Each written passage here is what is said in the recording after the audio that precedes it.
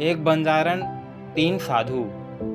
क्या आपने कभी सोचा है कि प्रेम एक साधु का जीवन भी बदल सकता है? पूरी कहानी पढ़ें और महसूस करें एक अनोखा रोमांस। पुराने समय की बात है। घने जंगलों के बीच एक रहस्यमयी कुटिया थी, जहाँ तीन साधु तपस्या किया करते थे। उनकी कुटिया से दूर जंगल के उस पार मेले में गीत गाकर जीवन यापन करने वाली एक खूबसूरत बंजारन रहती थी। उसका नाम था चंपा।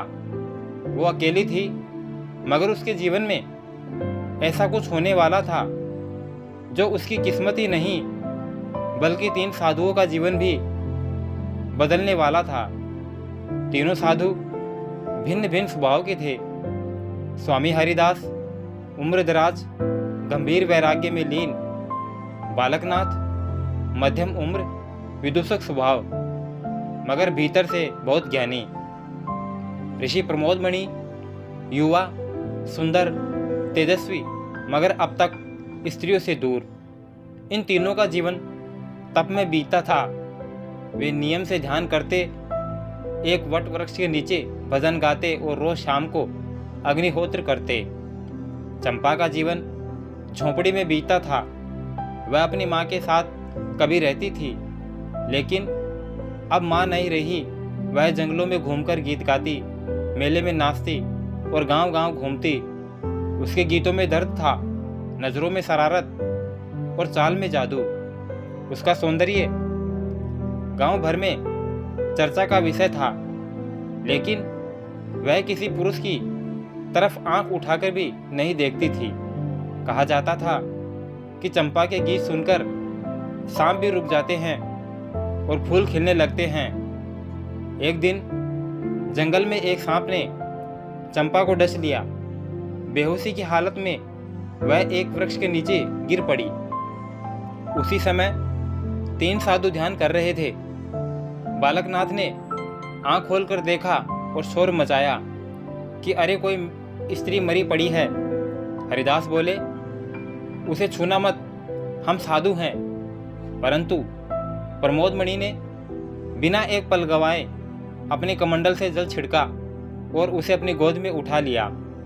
चंपा की आंखें खुली और पहली बार किसी पुरुष को इतने करीब पाया, मगर उसे वह स्पर्श स्वर्गिक लगा। उस रात चंपा वहीं रही। हरिदास नाराज थे। कुटिया में स्त्री का आना हमारे नियमों के विरुद्ध है। बालकनाथ बोले, पर जीवन की रक्षा करना भी तो धर्म है। क्या सिर्फ तप ही धर्म है? प्रमोद मणि चुप थे। उनके हृदय में कुछ घट रहा था जो उन्होंने पहले कभी न महसूस किया था। अगले दिन चंपा चलने लगी तो हरिदास ने कहा, अब चली जा, यहाँ तेरा कोई काम नहीं। चंपा मुस्कुराकर बोली, अगर मेरी जान आपने बचाई है तो मेरा ऋण चुकाए बिना मैं नहीं जाऊंगी। चंपा वहीं रुक गई, सिर्फ एक सप्ताह के लिए, ऋण चुकाने के नाम पर। हरिदास से वह ज्ञान पर बहस करती तो उसे धर्मशास्त्र सिखाने लगे। बालकनाथ के साथ वह हंसी मजाक करती, गीत गाती और दोनों खूब हंसते। प्रमोद मणि से वह चुपचाप नजरों से बातें करती। दोनों जब एक दूसरे को देखते तो वक्त थम सा जाता। प्रत्येक साधु उसके प्रभाव में था, पर अलग अलग रूप में। एक रात चंपा अकेली नदी किनारे बैठी थी। प्रमोद मणि उसके पास आए और कहा, तुम्हारे गीतों में कौन सा जादू है? जो दिल से निकले वही जादू होता है। चंपा ने उत्तर दिया। तो तुम्हारा दिल? वो पूछना चाह रहे थे। चंपा ने नजरें झुका ली। वो अब मेरा नहीं रहा। और पहली बार दोनों के हाथ एक दूसरे से छू गए। हरिदास ने यह सब देख लिया। अगली सुबह उन्होंने दोनों को बुलाया। ये तप स्थली है, प्रेम की जगह नहीं। प्रमोद मणि, तुमने नियम भंग किया है। चंपा ने उत्तर दिया, तो क्या तप वही है जिसमें दिल को मारना पड़े? प्रेम भी तो एक तप है, एक बलिदान। बालकनाथ ने मुस्कुराकर कहा, हरिदास जी, शायद यही सच्चा ज्ञान है, जीवन से प्रेम को अपनाना। हरिदास ने एक परीक्षा रखी, प्रमोदमणि, अगर तुम चंपा से सच में प्रेम करते हो तो आज रात अग्नि के 7 फेरे ले लो, और अगर नहीं तो उसे हमेशा के लिए छोड़ दो। रात आई, अग्नि जली, चंपा और प्रमोदमणि एक दूसरे के सामने खड़े हुए, मगर तभी चंपा ने कदम पीछे खींच लिए। मैं तुमसे प्रेम करती हूँ, लेकिन तुम्हारा धर्म, तुम्हारी साधना मैं नहीं तोड़ सकती। जाओ, तुम मुझे भूल जाओ, कहकर वह भाग गई। प्रमोदमणि सुनने में खड़े रह गए। बालकनाथ ने उन्हें संभाला। वह तुम्हें बचाना चाहती है, वो भी खुद को खोकर। हरिदास ने भी चुपचाप आशीर्वाद दिया, और चंपा वह फिर जंगल जंगल गीत गाने लगी। मगर अब उसकी आंखों में एक प्रेम कथा के आंसू थे। 1 वर्ष बीत गया। एक दिन जंगल में तीनों साधु भिक्षाटन के लिए गए। एक मेले में संगीत हो रहा था, वहीं पुराना, मगर आज दर्द से और अधिक गूंजता हुआ।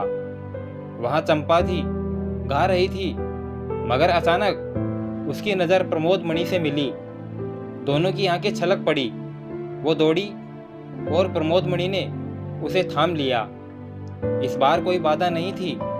हरिदास ने तब तो नहीं छोड़ा, लेकिन अब उनकी कठोरता में भी करुणा आ गई थी। बालकनाथ अब गांव-गांव ज्ञान बांटते और चुटकुले सुनाते। प्रमोदमणि ने संन्यास त्याग कर चंपा से विवाह किया। दोनों ने जंगल के उस पार एक कुटिया बनाई, जहां भजन भी था, प्रेम भी और जीवन भी। चंपा ने एक बार फिर गीत गाया, मगर इस बार उसकी आंखों में दर्द नहीं, सिर्फ प्रेम और संतोष था। 3 साधुओं की दुनिया में जब प्रेम प्रवेश करता है तो न केवल जीवन बदलता है, बल्कि तप, ज्ञान और त्याग का नया अर्थ मिलता है। क्या प्रेम सच में तप से बड़ा है? जानने के लिए ऐसे और भी अनोखी कहानियां जरूर सुनिए। वीडियो को लाइक करें, शेयर करें और चैनल को सब्सक्राइब करना न भूलें। आपकी राय नीचे कमेंट में जरूर बताएं। क्या आप होते तो क्या करते? वीडियो को अंत तक देखने के लिए आपका बहुत बहुत धन्यवाद। जय श्री श्याम।